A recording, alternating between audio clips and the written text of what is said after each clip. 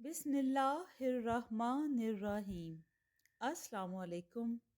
कहानी शुरू करने से पहले आपसे गुजारिश है, अगर आप मेरे चैनल पर नए हैं तो इसे सब्सक्राइब कीजिए और बेल नोटिफिकेशन को भी ऑन कर दें ताकि दिलचस्प और खूबसूरत कहानियों का सिलसिला बर वक्त आपको मिलता रहे। बादल जो गरजते हैं वो बरसा नहीं करते। बादल जो गरजते हैं वो बरसा नहीं करते। मोहसिन कभी एहसान का चर्चा नहीं करते। आंखों में बसा लेते हैं रूठे हुए मंजर। आंखों में बसा लेते हैं रूठे हुए मंजर। जाते हुए लोगों को पुकारा नहीं करते। फिजा में हब्स है, तारीकियां कुछ और गहरी हो गईं। मनाजर में ये कैसी वहशतें हैरान खड़ी हैं। हवाएं इस नगर का रास्ता भूली हुई हैं। दिलों पर अचानक हादसे का खौफ तारी है। हकायक के कुछ ऐसे कौल भी होते हैं जो बस से दीवार ही पस्त आवाज से बोलते हैं, बस दीवार ही ऊँघते हैं। आंखों पर खुशनमा खुशगुमा मलम्मा कारी की तहें जमाए बस पसे दीवार ही ख्वाहिशात के सराब बुनते रहते हैं। और सराब भी ऐसे जिनके दामन से सिवाय खालीपन के कुछ हासिल नहीं होता। और ये वो वक्त होता है जब पसे दीवार आरज़ूए नातमाम का मुबहम सा नुक्ता अरियां हो जाता है। गाढ़ी सब्ज मेहंदी, रंग बरंगी कई कांच की चूड़ियां, सोने के तलाई कंगन, सोने की नन्ही सी बालियां और सोने की ही छोटी सी नाजुक सी एक नग जड़ी तलाई नथ का हुस्न आज फीका नजर आ रहा था। आंखों की पुतलियों पर कैफे सरूर के जज्बों की जगह गरूब आफताब के अक्स उभर आए थे। शाम की सकूत से पुर चांदनी नालों और आहो फगां के मलबूस जेबतन कर चुकी थी। बज़्मे अंजुम जहां फलक पर मध्यम मध्यम थी, वहीं जमीन पर फैली चांदनी का रंग भी उतरा हुआ था। एक ऐसा उदासी भरा रंग जहां एहसास के जज्बे कुचल दिए जाते हैं, जहां ख्वाहिशों को हसरतों की चौकी पर बिठा दिया जाता है, जहां जिंदगी के मरकद पर अस खुद मौत के दिए रोशन किए जाते हैं। फिर इन रोशन चरागों की सेज पर ममता सिसक सिसक कर महे फगां हो जाती है। अगस्त की एक हसीन चमकीली सहर, मोना और मनज़्ज़ा दोनों बचपन की सखियां जवानी की पंडार पर कदम रखती, दरख्तों के खमेदा तनों पर नशिस्त बर्खास्त किए अटकेलियां करती, एक दूसरे के हाथ पर हाथ मारते कह कहे बिखेर रही थीं। सुख चैन के अकब से धीरे धीरे तलू होता आफताब भी इनकी बातों से महजूज होते गुलगूं रुखसारों पर अपनी किरणें मुंतशिर करता मुस्कुरा रहा था। फिर से यूं ही मीठी ईद गुजर गई। ना अम्मा ने मुझे अपनी पसंद का शीर खुरमा चखने दिया और ना ही कोई सोने की शय पहनने दी। क्या ऐसी होती हैं अच्छी माएँ? मोना मुंह बसूरते हर दफा की तरह आज भी माँ से गिले शिकवों की लंबी फहरिस्त से अपनी शिकायतें सुना रही थी। अरे लड़की नाकिसुल अकल, तुझे कब अकल आएगी? वो चीजें खाला नुज़्ज़त ने तुम्हारे जहेज के लिए संभाल रखी हैं, अभी से पहन लोगी तो जेवरात की वो आबोताब ना रहेगी। जहाँ तक शीर खुरमे की बात है तो मेरी प्यारी भोली सी सहेली, वो तो बना ही मोहल्ले में मीठी ईद के मौका पर बांटने के लिए था। जब तक तुम्हारी बारी आई खत्म हो गया। खाला जान तुम्हें और बना देंगी, क्यों दिल बुरा करती हो?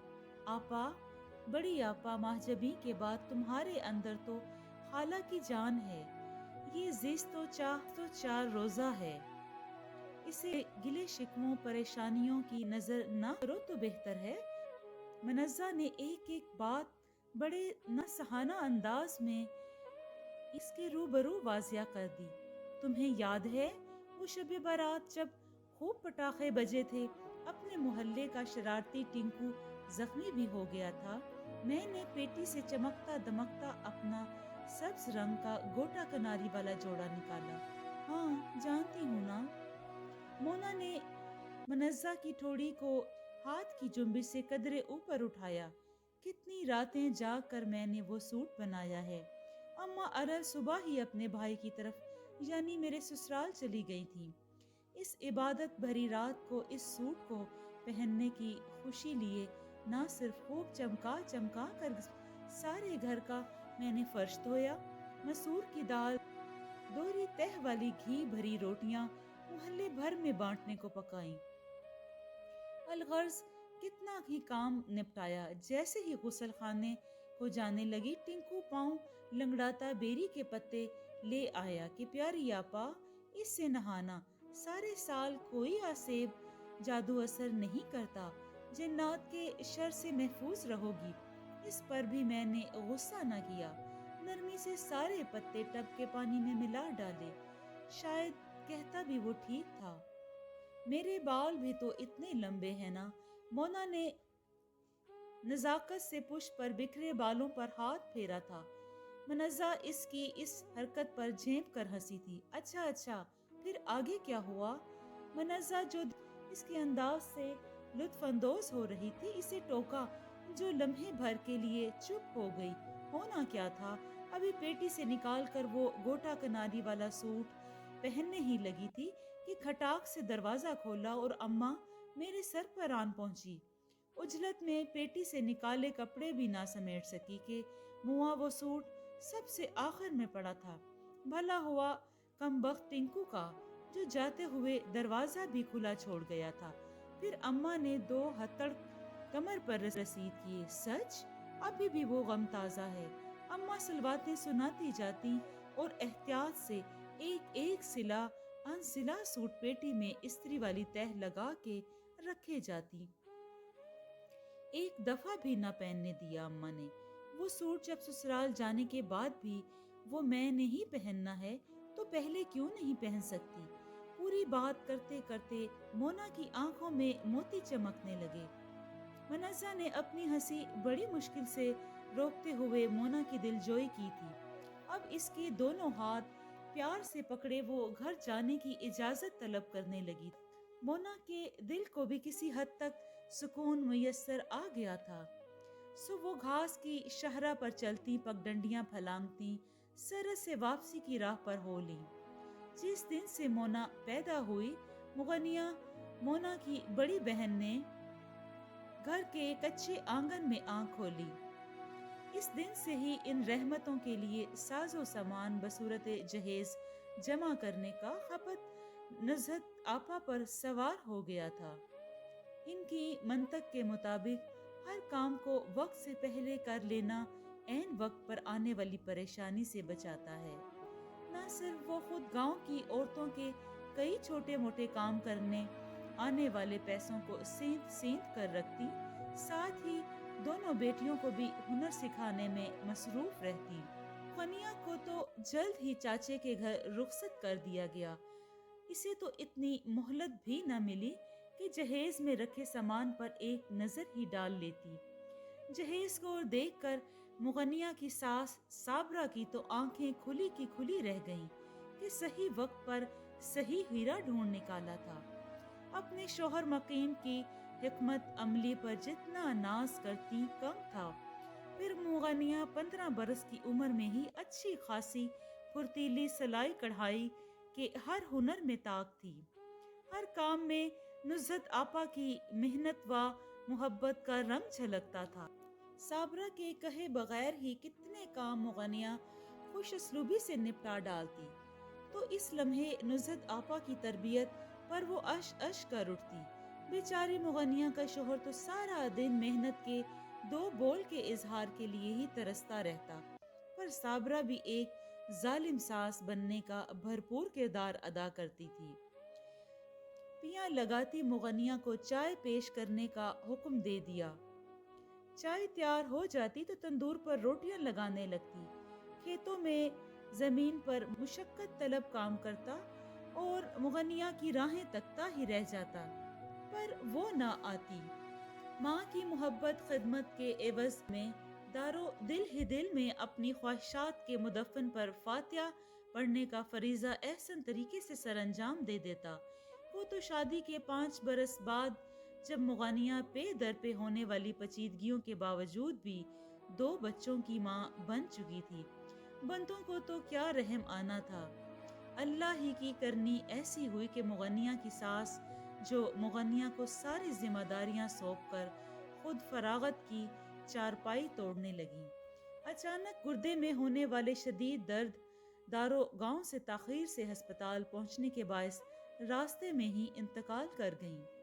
اس کا سسر تو ویسے ہی اس کی خدمت گزاری کے سبب اس پر پہلے ہی فدا تھا، اب دارو کو بھی چاہتوں کے ظہور کے لیے ہر نئی صبح کا انتظار رہنے لگا تھا۔ زندگی ایک دم کانٹوں کی سیج سے پھولوں کے بستر میں بدل گئی تھی۔ رہ گئی مونا تو اس کا بانکا سجیلا بچپن کا منگیتر لاہور شہر میں پڑھ رہا تھا، سو وہ ابھی اس کی رخصتی میں دیر تھی، اوپر سے آنے والی بقر عید بھی اس کے زخموں پر نمک چھڑکنے کے لیے تیار رہتی۔ دن بھر اوپلے تھاپتی، بکریوں بھینسوں کو چارہ ڈالتی، مکھن نکالتی۔ مونا کو بس سپہر کے وقت چند ہی لمحات میسر آتے جب وہ اپنے جلے دل کے پھپھولے پھوڑتی، دل کے اندر جنم لینے والی ماں کے خلاف ہر ناراضی بات وہ میمونہ کے سامنے رکھ دیتی۔ میمونہ ایک بہترین سامع کا بھرپور کردار ادا کرتی ضرور، مگر حتمی طور پر اپنی پیاری خالہ جان نزہت کے ہی حق میں فیصلہ دیتی، جس پر پل بھر کے لیے مونا کا دل ملول تو ہوتا، مگر بالآخر دل پر پڑا بھاری شکوے شکایات کا بوجھ سنانے کے بعد دل ہلکا ہو جاتا۔ نہ دے علاج مسیحائی جانا، نہ دے علاج مسیحائی جانا، تیرے میٹھے بول بہت ہیں۔ منزہ کی جادو بری باتیں اس کی مشکلات کا حل تو پیش کر نہ پاتی، مگر تسلی و ڈھارس کے سحر بھرے پھائے ضرور رکھ دیتی، اور پھر مونا بھی مطمئن ہو جاتی، مگر اندر ہی اندر سے کوئی چھوٹی سی شے درد کی انی لیے بے تحاشا بڑی ہونے لگی۔ اپنے آنگن کی موٹی تازہ گائے بھینسوں کا چارہ کھلانے کے فرض سے سبکدوش ہونے کے بعد آج پھر سے مونا نے ٹنکو کے ہاتھ ملاقات کا سندیسہ بھیجا تھا۔ گو کہ منزہ کو بھی ابھی تو اس کی باتیں سننے کا اتنا شغف ہو گیا تھا کہ جیسے کوئی معصوم بچہ ہر شب کا انتظار بس اسی خوشی میں کرتا ہے کہ آج پھر تاریکی چھاتے ہی دادی اماں کی کہانی سنے گا۔ پھر مونا کی بھولی بھالی صورت، من موہنی آواز، سر اور پلکوں کے خم دیکھتے دیکھتے داستان سننے کا مزہ ہی اور ہوتا تھا۔ منزہ مونا کو سوچتے خیالوں میں گم ہو جاتی کہ ہوا کے زور پر جامن ٹوٹ کر عین ان کے سر پر لگا، اور اسی لمحے اس کی نظر سامنے پراندہ ہلاتے جھلاتے لا ابالی شرمیلی سادہ سی حسن کی مالکہ مونا پر پڑی۔ مونا اس کی نظروں کو نظر انداز کرتے مخصوص مقام پر آ کر بیٹھ چکی تھی، بیٹھی بھی اس طرح تھی کہ ہاتھ میں جامن پکڑے منزہ کے عین سامنے رخ تاباں تھا۔ میرا دل چاہ رہا ہے کہ میں اپنا سفید ستاروں بھرا سوٹ پہنوں اس عید پر، سچ منزہ، جب میں پہنوں گی نا تو اسے یوں لگے گا جیسے چاند زمین پر اتر آیا ہے۔ اپنے تاروں سمیت پر بری قسمت کو اماں سے پیٹی میں رکھ دیا، اپنے تاروں سمیت بری قسمت وہ بھی اماں نے پیٹی میں رکھ دیا ہے۔ ابھی کل ہی تو سارا دن لگا کر میں نے مکمل کیا تھا، جانتی ہو نا۔ ہائے اپنی گائے رادھا سے بھی کل میں نے دل کی ڈھیر ساری باتیں کی، اماں کی ڈھیر ساری شکایتیں لگائیں۔ مونا کے چہرے پر سورج کی کرنیں روشن، مگر دل کا چہرہ پھیکا جانے غسل تمازت لیے ہوا تھا۔ اور ہاں، یاد آیا، ابھی پچھلے دنوں یاور شاہ میری اماں کے بھائی کا بیٹا، یاد ہے نا تمہیں؟ ہاں ہاں یاد ہے۔ منزہ نے گردن ہلائی، مونا معصومیت سے بات جاری رکھتے ہوئے بولی، اس نے میرے پیارے مجاجی خدا نے، وہ کہتے کہتے شرمائی تو منزہ مسکرائی، اونچی ہیل والی سفید رنگوں سی چمکتی پمپی میرے لیے بھیجی ہے۔ پمپی کہتے ہی اس کا لہجہ کھڑکھڑایا تو منزہ کھلکھلا کر ہنسنے لگی۔ مونا خفت بھری نگاہوں سے دیکھتے بولتی رہی، میں نے بھاری صندوق کے پیچھے لش پش کرتے نئے نکوڑ ڈبے سے پمپی نکالی۔ پاس ہی ابا کا کسائیوں والا سامان دھرا تھا۔ اس سے پہلے کہ میں وہ پہنتی، دھڑام سے دروازہ کھولا۔ میں نے بھی اندھے پن سے عقب میں ہی جوتی ٹٹولتے پہنی اور پاؤں پیچھے کر کے بیٹھ گئی۔ ہر دفعہ کی طرح سامنے آنے والی اب بھی اماں ہی تھی۔ ان کا بس نہیں چل رہا تھا کہ صندوق کے قریب بیٹھی مونا کو کچا چبا ڈالیں۔ میں نے بھی جھٹ سے کان پکڑ لیے اپنے اماں کے، اپنے نہیں اماں کے بے دہانی میں۔ پھر تو اماں نے میری وہ کی کہ رہے نام سائیں کا۔ اصل میں ایک جوتی بے توجہی کے سبب ابا کے سامان کے نیچے چلی گئی تھی۔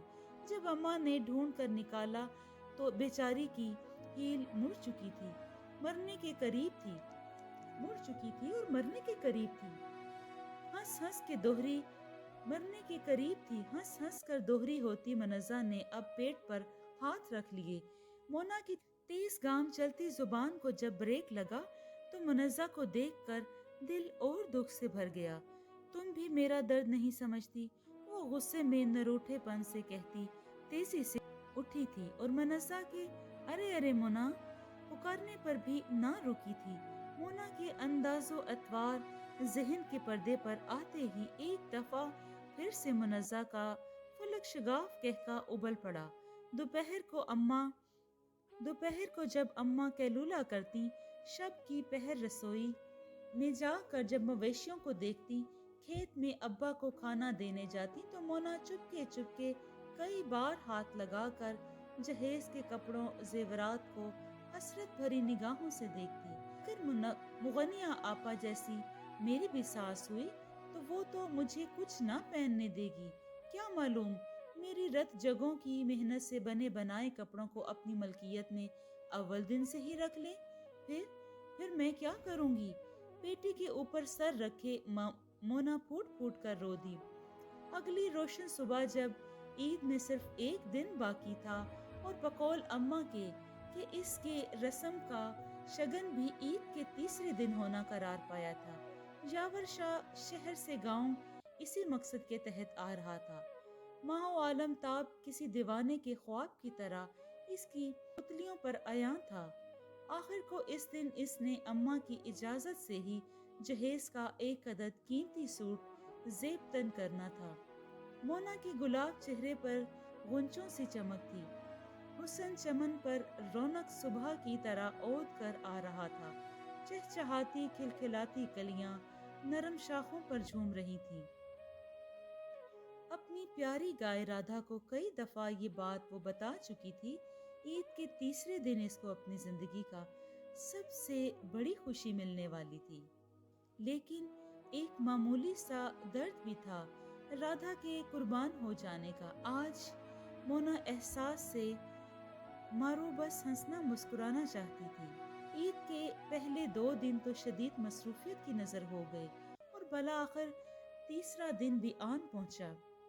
علل صبح ہی رادھا کو قربان کرنے کا فریضہ انجام دے دیا گیا۔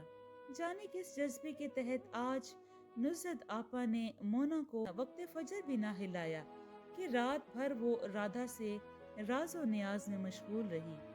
پھر دن بھر کے کام بھی تو تھکا دیتے ہیں نا۔ منزہ آج خوب اچھی تیار ہو کر اپنی بہترین سکھی کے ہاں آ پہنچی اور نزہت آپا نے مونا کو تیار کرنے کا فعل بھی اسی کے ذمے لگایا تھا، جو وہ خوشی خوشی کرنے کے لیے تیار ہو گئی۔ گاؤں کے وسیع رقبے پر پھیلے ان کے کشادہ صحن میں یاور شاہ نے قدم رکھا۔ عین اسی لمحے منزہ کی دلخراش چیخ نے باہر موجود ہر شخص کے دل کی دنیا تہو بالا کر دی تھی۔ خالہ، خالہ دیکھیں نہ خالہ جان، دیکھیں مونا نہ بازو ہلا رہی ہے نہ آنکھیں کھولتی ہے۔ آپ اس کی سانس اور اس کی سانس، منزہ کی آواز خلق میں ہی دب گئی تھی۔ سب اندر کی جانب بھاگے تھے۔ مونا کے پاس ہی پڑا زیورات کا ڈبہ بے ترتیب انداز میں بند تھا۔ اٹیچی کیس کھلا پڑا تھا۔ یاور شاہ کی نگاہیں سوئی ہوئی مونا پر سے ہٹنے کو انکاری ہو گئی تھی۔ یاور کو لگا تھا کہ بہت دیر ہو گئی۔ حقیقتاً اس نے بہت دیر کر دی تھی، بہت دیر کی، مہرباں آتے آتے۔ نصرت آپا کو یوں لگا تھا کہ گویا کسی نے اس کا دل چیر کر 2 ٹکڑوں میں تقسیم کر دیا۔ منزہ ہوش و خرد سے بیگانہ ہو چکی تھی۔ فی الفور یاور نے کسی امید کے تحت جیپ نکالی تھی۔ اسپتال پہنچنے سے پہلے ہی مریضہ دم توڑ چکی ہے۔ تشخیصی رپورٹ سے یہی اخذ کیا گیا تھا کہ بے حد خوشی سے ملغوب ہو کر مریضہ کے دل پر اتنا بوجھ پڑا کہ اس نے کام کرنا چھوڑ دیا۔ ڈاکٹر کے الفاظ نہیں تھے، بلکہ کوئی سیسہ تھا جو پاس کھڑے اپنوں کی سماعتوں میں انڈیلا گیا تھا۔ دیوار کے سامنے ہی سب دیکھتے رہے۔ پس دیوار کسی نے جھانکنے کی زحمت نہ کی تھی۔ خوف کے بیاں بام میں کوئی یہ بتائے گا، عمر بھر کی محرومی، ہولناک رستوں پر موت کیوں دکھائی دیتی ہے؟ جی دوستو، آپ کو یہ کہانی کیسی لگی؟ اگر آپ کو یہ کہانی اچھی لگی ہے تو اس کو لائک کریں اور کمنٹ میں اپنی رائے کا اظہار دیں۔ یہ آپ کی طرف سے ہماری حوصلہ افزائی ہوتی ہے۔ شکریہ۔